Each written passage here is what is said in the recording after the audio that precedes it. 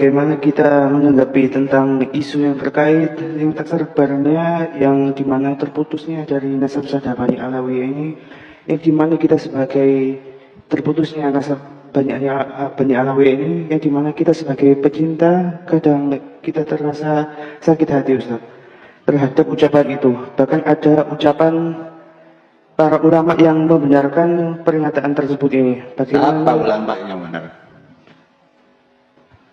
Sekelas apa ulamanya? Ya itu kan. Ulama itu siapa? Sekelas siapa? Gitu. Ya kita nih kadang-kadang mengatakan ulama. Ulama yang mana? Sekarang saya mau tanya, kalau ada orang menyatakan misalnya Imam Syafi'i berkata A, kemudian dia menyatakan Imam Syafi'i itu keliru, ulama?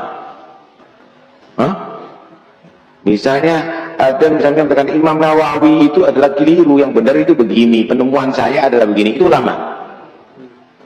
Ya enggak. Ahli nasab menyatakan nasabnya Pak Alawi itu tersambung, kemudian ada orang pakai sabang menyatakan itu enggak tersambung, terbukti begini-begini, ulama? Ya malas. Paham ya? Itu bukan ulama, ulam filma. Ini bukan ulama, ada apa dilatih. Masa ulama? Udah jelas. Jadi kalau orang itu kalau ngomong itu dilihat siapa yang ngomong, apa omongannya, siapa diomongin. Anda bisa tahu itu. Ini ada orang di pasar, paham ya? Ada orang di pasar mengkritik profesor, paham ya? Bareng itu omongannya ngelantur. Paham ya? Ini jangan minum obat ini profesor goblok, ini profesor keliru penelitiannya, yang benar itu ini apa? Ya ini sandal ini, makan ini, benar ini.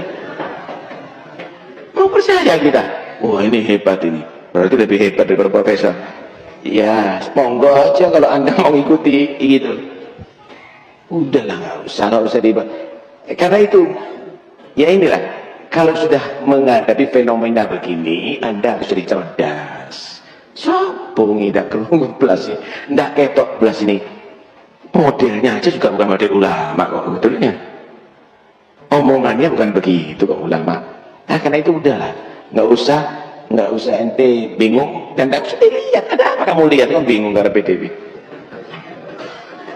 Paham ya? Nah jadi nggak usah bingung ya.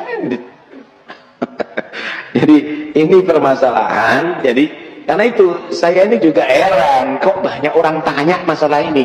Loh kok aku takut bingung dengan omongannya orang begini ini buat apa gitu loh. Ya enggak usah direken. Jadi jangan kamu anggap orang yang tidak menjawab itu adalah kalah ilmu. Enggak. Ya gara-gara ngelantur enggak dipakai. Tidak dilatih ini gitu loh. Enggak dilatih, percuma nanti. Percuma. Anda lihat bagaimana? Enggak nunggu kata kiai ya. Sekarang dilama. Dia enggak kiai Miftahul Akhyar, itu orang alim itu. Itu orang alim, itu orang tawadhu, itu orang baik itu. Enggak usah dilatih ini sudah. Ya? Enggak usah dilatih ini. Lihat aja nanti apa hasilnya.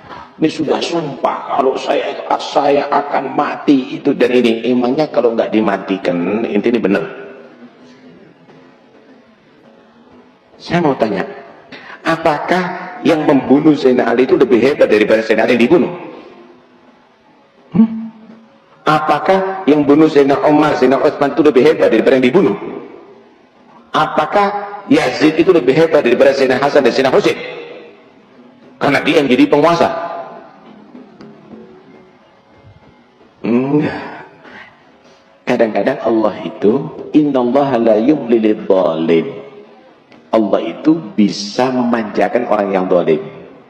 Tapi hatta idza akhadahu lam yuflithu. Tapi sekali turun adab Allah enggak ada sisanya itu orang.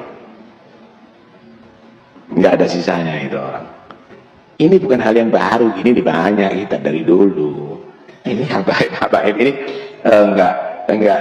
sudah pengalaman begini, tidak ada masalah. Ini di medsos saja, di medsos atau di medsos. Misal tak kasih gambaran. Di medsos itu ada laskar apa itu ya? Macam-macam. Ketika diusir, mana laskarnya? Ketika diberhentikan, diusir sama orang-orang itu, mereka ada yang marah. Mana laskarnya, mana? No. Ada orang 10-20 dikasih laskar. Itu medsos namanya. Karena itu nggak usah ribut, nggak usah bingung. Tenang aja, ente hadir majelis, ente maulid, ente itu, mereka mau bicara itu. Nah, ini, kalas biar sudah. Hah? Biar, nggak ada masalah. Biasa itu. Bilang, idal kalbu la yu'dika illan ribahu fakhalli ila yaumil qiyamati yambahu. Kalau memang itu anjing menggong tidak mengganggu kamu kecuali gonggongannya, biarkan sampai hari kiamat. Memang itu bahasanya. Bahasanya anjing ya gonggongan, bahasanya orang yang benci ya begitu, biarkan. Biar dia kalau bertobat alhamdulillah, kalau nggak bertobat ya sudah, biar sampai mati begitu, selesai. Nggak ada masalah. Nggak ada masalah.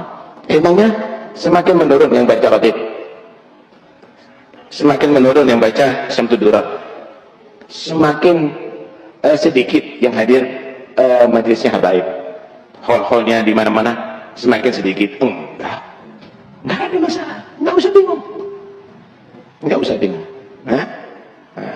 Mudah-mudahan insyaallah dengan adanya ini juga kita akan paham bahwa antum mau dipisahkan sama habaib.